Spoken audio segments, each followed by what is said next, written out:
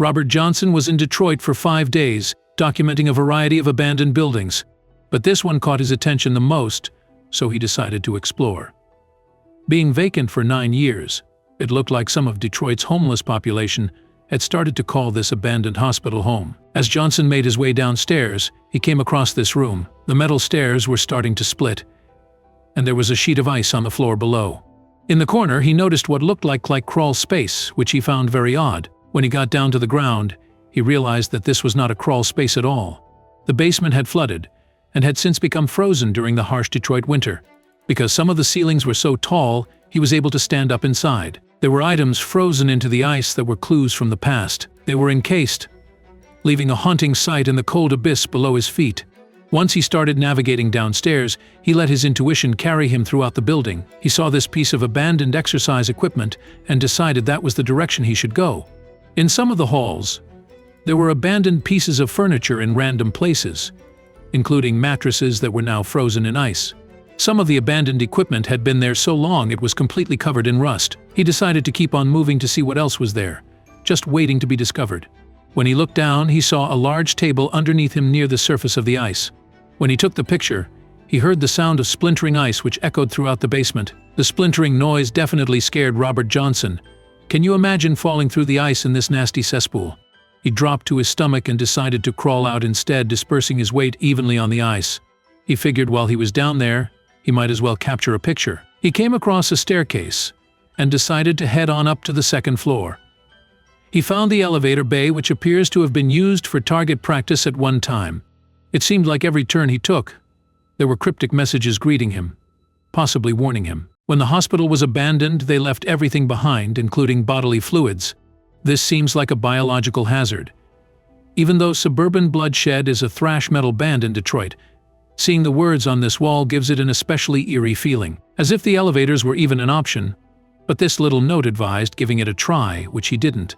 After opening the doors that mention giving the elevator a try, this is what he found: an elevator bay that looks less than safe.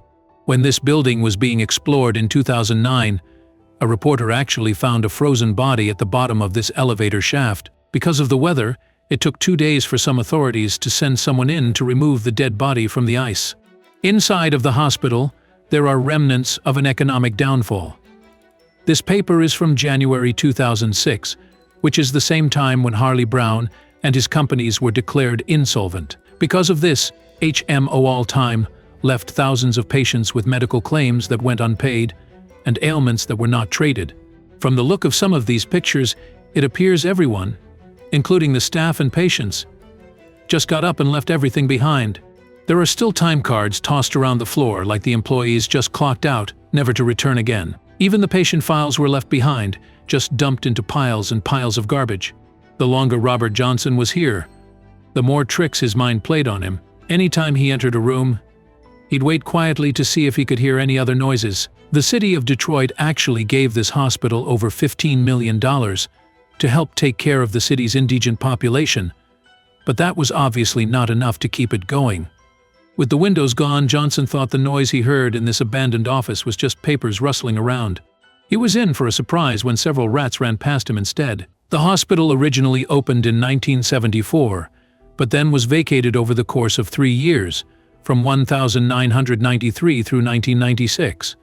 Here are more patient documents that have the HMO All-Time logo on them, just another reminder of the currently bleak times in Detroit.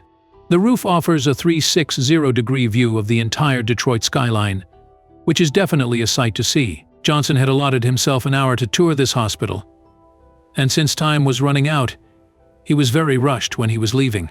On his way out of the hospital, he did find a few more messages that sent chills up his spine. Here is a piece of graffiti that can be found on one of the walls in the hospital. Whoever Jace is, he's been very busy exploring the hospital and leaving his mark using spray paint.